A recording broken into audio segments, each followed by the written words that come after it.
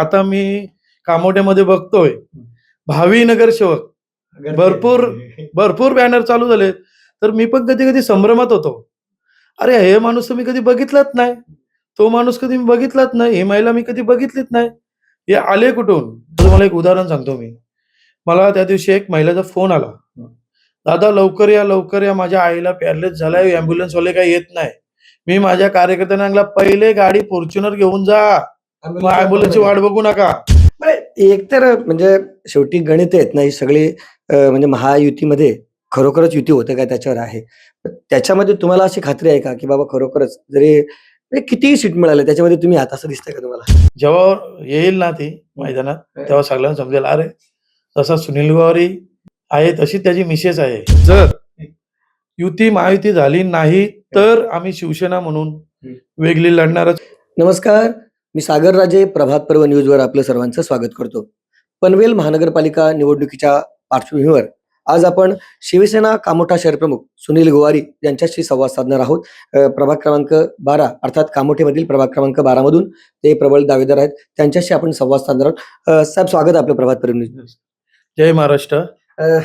खरं म्हणजे एक गोष्ट अशी आहे की आता आम्हाला बोललं जातं की प्रभात पर्ववर ज्या सध्या मुलाखती दिसत आहेत त्याच्यामध्ये जवळजवळ फायनल सीट दिसतात असं बोललं जातं. अर्थातच आम्ही प्रबल दावेदार असल्या कारणाने त्यांच्या मुलाखती घेत आहोत. आपण नेमका प्रभाग क्रमांक 12 मध्ये इच्छुक आहात. तर सगळ्यात महत्वाचा प्रश्न म्हणजे आपण स्वतः लढणार की म्हणजे महिला आपण सीट या ठिकाणी घेणार आहात? खरं सांगावा, मीच स्वतः लढणार होतो, परंतु निवडणूक आयोगाच्या पुढे आपल्याला जाता येत नाही. जसं आमच्या ह्याच्यामध्ये 4 उमेदवार आहेत. एक सर्वसाधारण पुरुष आहे, दुसरं SC पुरुष किंवा महिला, आणि दुसरं OBC महिला आणि सर्वसाधारण महिला आहे. आता झालंय असं, आरक्षण पडल्यामुळे काही गोष्टी आम्हाला पण समजतात. त्यामुळे निवडणूक आयोगाच्या हिशोबाने किंवा आमच्या पक्षाच्या आदेशानुसार महिला घेण्यासाठी आणि इच्छुक मी आहे. बरं, प्रबळ दावेदार आपण आहात. म्हणजे शिवसेनेतून जे अनेक इच्छुक असतील त्याच्यामध्ये अनेक लोकांनी जरी मुलाखती दिल्या असल्या तरी काही लोकांना त्या ठिकाणी सीट मिळणार आहेत. आपणच प्रबळ दावेदार काय? म्हणजे शिवसेनेमध्ये सुनील गोवारींचं नेमकं काय वजन आहे? शिवसेनेमध्ये जेव्हापासून मी 2022ला शहर प्रमुख पद घेतला तेव्हापासून तर आतापर्यंत 3-3.5 वर्ष झालेत. त्यामध्ये मी कधी इलेक्शन येणार आहे म्हणून काम करत होता असं नाहीये. काय खरं तर कसं, आता मी कामोठ्यामध्ये बघतोय भावी नगरसेवक भरपूर बॅनर चालू झाले. तर मी पण कधी कधी संभ्रमात होतो. अरे हे माणूस तर मी कधी बघितलाच नाही, तो माणूस कधी मी बघितलाच नाही, ही महिला मी कधी बघितलीच नाही, हे आले कुठून? कसं आहे, इलेक्शन पुरतं काम करणारे आणि आमच्यासारखे सतत काम करणारे, म्हणजे तुम्हाला आठवण असेल किंवा ऐकून असाल, शिवसेनेचं एक धोरण आहे, इलेक्शन पुरतं आम्ही कधी काम करत नाही. आम्ही 24 तास आणि उपलब्ध असून सुद्धा कंटिन्यू आपण समाजसेवा करत असतो.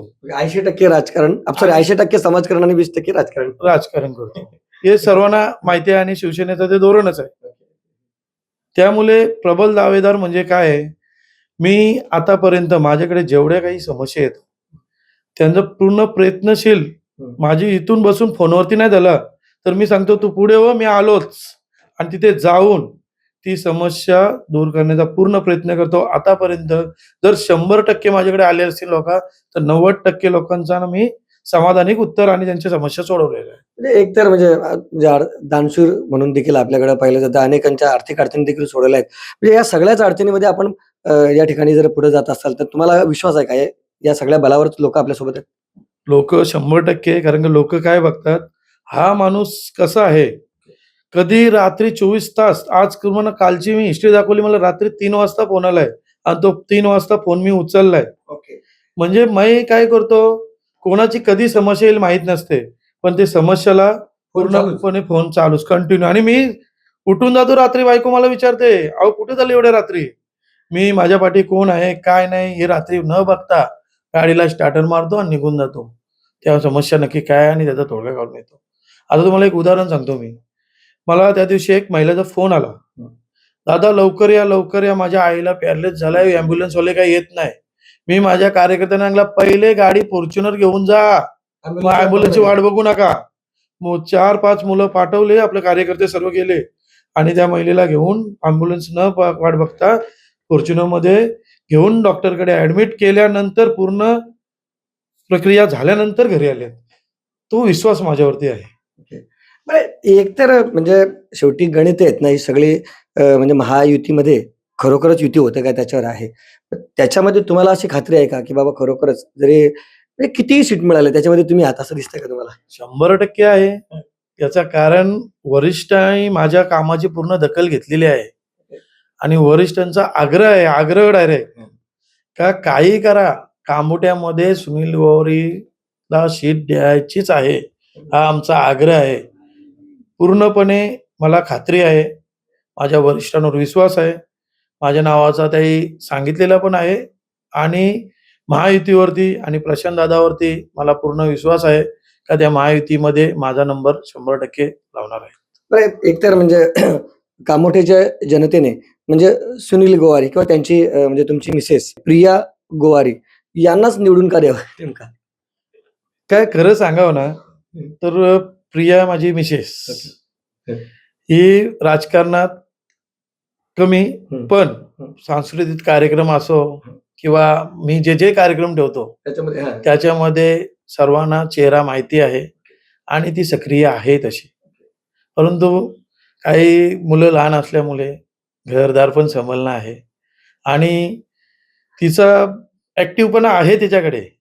जेव्हा येईल ना ती मैदानात, तेव्हा सगळ्यांना समजेल, अरे तसा सुनील गवारी आहे, तशी त्याची मिसेस आहे. त्यामुळे तिला 100% निवडून देतील अशी मी अपेक्षा ठेवतो. ओके. बरं म्हणजे आता जर तरचाच विषय येईल परत.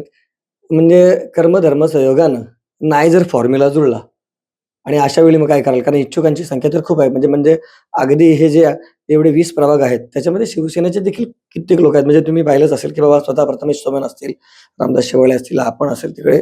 मग खारघरमध्ये काही लोक इच्छुक आहेत. अजून आता सगळ्यांचीच नावं घ्यायला नको, नाहीतर परत लफडा व्हायचा सगळा. मग अशामध्ये जर तर म्हणजे सीट तर मर्यादितच या ठिकाणी आम्ही जे ऐकतो त्याच्यामध्ये त्या गणितामध्ये तुम्ही बसताच असा तुमचा 100% विश्वास आहे का? आणि नसलं नाही बसलं तर मग नक्की काय मग? नाही बसलं तर आम्ही शिवसेना म्हणून वेगळी लढणारच आहोत. ओके. परंतु बघा तुम्ही खूप मोठं विधान करता या ठिकाणी. नाही, मोठं विधान करणार नाही. कारण का जर युती महायुती झाली नाही, तर आम्ही शिवसेना म्हणून वेगळी लढणारच. कारण का आम्ही तुम्हाला पहिले पण सांगितलं 80% समाजकारण, 20% राजकारण. बरोबर. पण आता जर आम्ही लढलोच नाही, तर आम्ही लोकांची सेवा करण्यासाठी कधी पुढाकार घेणार? बरोबर. मग आलेली जी आता इलेक्शन आहे याला सामोरं जायला आमची शिवसेनेची पूर्णपणे एकतर्फे तयारी आहे. हो, शिवसेनेतर्फेच तयारी आहे का? हो, शिवसेनेतर्फे तयारी ओके, आहे. ओके. तर खरं म्हणजे अनेक गोष्टीवर आपल्याला बोलायच्या आहेत.